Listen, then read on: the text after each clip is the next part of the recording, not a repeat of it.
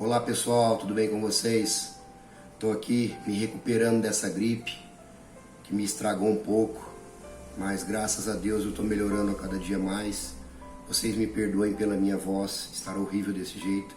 Eu já não tenho uma voz bonita e agora assim com gripe é pior, mas eu acho que vai dar para vocês entenderem o que eu estiver falando, tudo bem? Então, antes de mais nada, se inscrevam no canal se você já não é um inscrito, ative o sininho das notificações e deixe o like na mensagem. Isso fortalece muito o canal, tudo bem? Isso faz com que os algoritmos do YouTube passem esses vídeos para outras pessoas que ainda não viram e que, acima de tudo, como eu sempre falo aqui, que o nome de Deus e que a sua palavra seja engrandecida, seja glorificado o nome do Senhor Deus, o nosso Deus, Criador de todas as coisas. Tudo bem? Vamos hoje falar de um assunto muito polêmico, mas que está em voga hoje em dia, não só hoje em dia, de muitos anos atrás, algo que deturpou totalmente a mensagem pura do Evangelho de Cristo. Tudo bem? Vamos direto à palavra de Deus. 2 Coríntios 11, 13 e 14. Pois tais homens são falsos apóstolos, obreiros enganosos, fingindo-se apóstolos de Cristo. Isso não é de admirar, pois o próprio Satanás se disfarça de anjo de luz. 2 Coríntios 11, 22 e 27. São eles hebreus? Eu também. São israelitas? Eu também. São descendentes de Abraão? Eu também. São eles servos de Cristo? Estou fora de mim para falar desta forma. Eu ainda mais. Trabalhei muito mais. Fui encarcerado mais vezes. Fui açoitado mais severamente e exposto à morte repetidas vezes. 5 vezes recebi dos judeus 39 açoites. 3 vezes fui golpeado com varas. 1 vez apedrejado, 3 vezes sofri naufrágio, passei uma noite e um dia exposto à fúria do mar, estive continuamente viajando de uma parte a outra, enfrentei perigos nos rios, perigos de assaltantes, perigos dos meus compatriotas, perigos dos gentios, perigos na cidade, perigos no deserto, perigos no mar e perigos dos falsos irmãos. Trabalhei arduamente, muitas vezes fiquei sem dormir, passei fome e sede, e muitas vezes fiquei em jejum, suportei frio e nudez. E por último, 2 Timóteo 4, 3, 5. Pois virá o tempo em que não suportarão a sã doutrina. Pelo contrário, sentindo coceira nos ouvidos, segundo seus próprios desejos, juntarão mestres para si mesmos. Eles recusarão a dar ouvidos à verdade, voltando-se para os mitos. Você, porém, seja sóbrio em tudo, suporte os sofrimentos, faça a obra de um evangelista, cumpra plenamente o seu ministério. São palavras muito fortes. Primeiramente, nós vemos ali um relato do apóstolo Paulo, do grande apóstolo Paulo, a aflição que ele teve em toda a sua vida nessa terra. Ele diz que foi açoitado muitas vezes, ele foi preso muitas vezes, ele sofreu nudez, ele padeceu de fome, tudo pelo quê?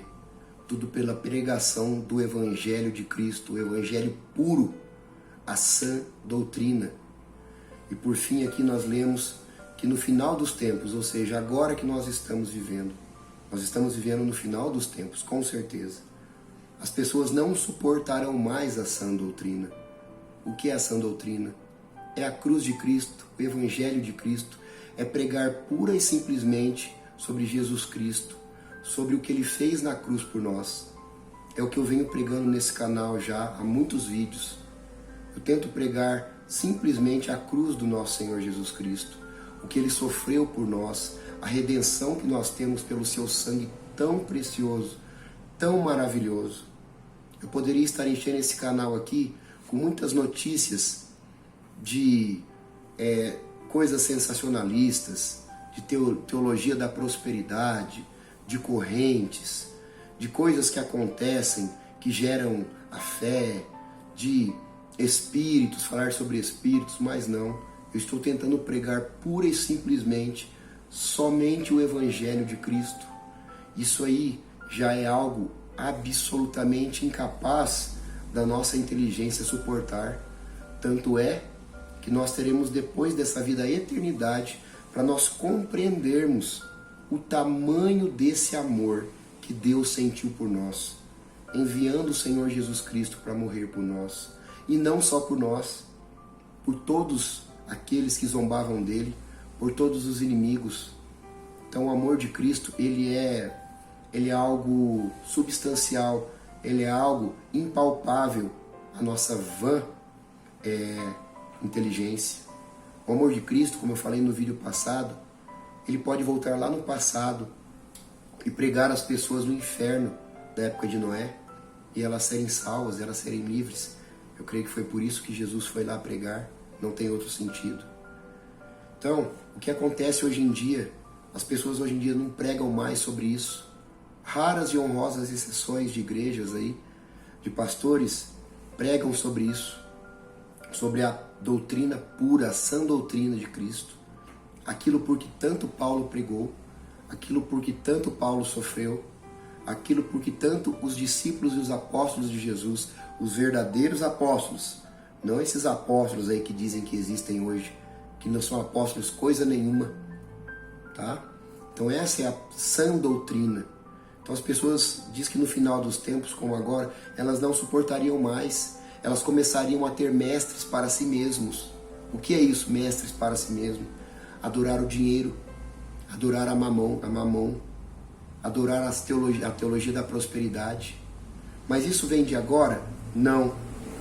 Infelizmente a precursora disso, a famigerada precursora disso, foi a Igreja Católica Apostólica Romana.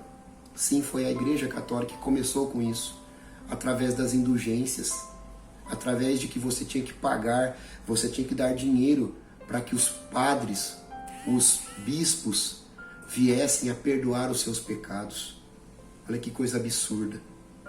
E as pessoas que não concordavam com isso eram queimadas, eram tidas como hereges nas fogueiras. Por que você acha que o Vaticano hoje é o estado mais rico do mundo? Vindo dessa indulgência maldita, dessa coisa maldita que ela colocou lá atrás. Hoje a Igreja Católica diz que não pede dízimo, não pede oferta, não pede nada disso assim de uma forma veemente. Claro que não, ela não precisa mais, né?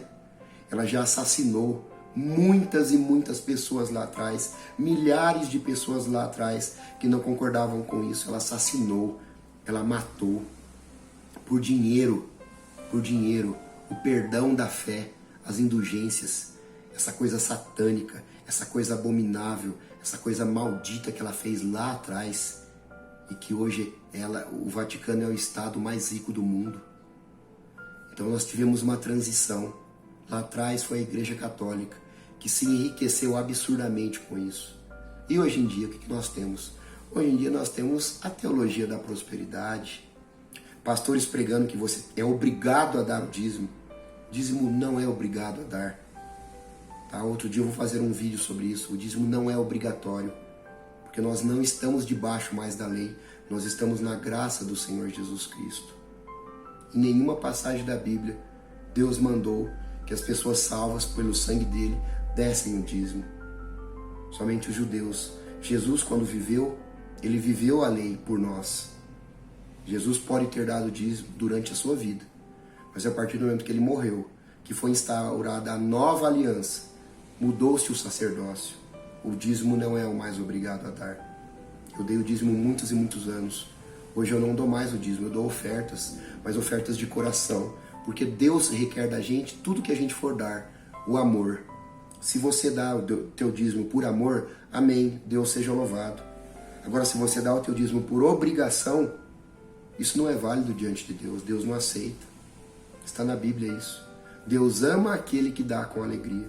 Mas o que esses pastores falam hoje em dia? Eles falam que se você não der o dízimo, você será amaldiçoado, que o devorador vai comer as tuas riquezas, o que você ganha, jogando Malaquias, uma coisa lá do Antigo Testamento que não tinha nada a ver com hoje, coisas que eram impostas ao povo de Israel, aos levitas, porque os levitas eles necessitavam de viver do dízimo porque eles não tinham ofício, eles viviam para servir, eles eram sacerdotes.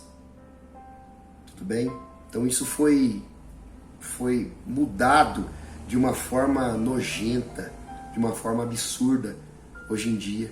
Pessoas às vezes que vendem suas casas, não têm dinheiro para pagar o aluguel, mas ele é obrigado a dar o dízimo ali.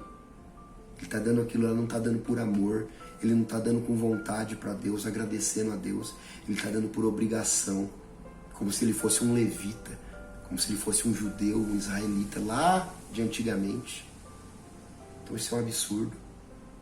Vamos voltar a sã doutrina, pessoal. Vamos pregar o amor de Cristo. Jesus não julgou a prostituta, Jesus não julgou ninguém, Jesus só pregou o amor. O que foi que ele ganhou? Soltem Barrabás. E a Cristo, o que faremos? Crucifica-o, crucifica-o, crucifica-o. Essa foi a voz do povo. E tem gente ainda que fala que a voz do povo é a voz de Deus. Isso é um absurdo. Então vamos voltar à sã doutrina. Vamos viver de acordo com a lei de Cristo, não a lei do Antigo Testamento. Nós somos livres pela lei de Cristo. Tudo bem? Então vamos viver essa sã doutrina. Vamos deixar de dar ouvidos a essas teologias da prosperidade, essas correntes que você tem que fazer, que se você tem que vender tudo que você tem para dar na igreja, que Deus vai te abençoar 10 vezes mais. Isso é mentira. Claro, se você semear no reino de Deus com amor, Deus vai te recompensar. Mas Deus, ninguém compra Deus. Deus não é um Deus de barganha. Deus é um Deus maravilhoso, um Deus de amor. Pregue o amor. Pregue a sã doutrina de Cristo. Esse é o vídeo de hoje. Fiquem com Deus. Se inscrevam no canal se você não é inscrito. Ative os sininhos e dê o like, tudo bem? Fiquem com Deus e até a próxima.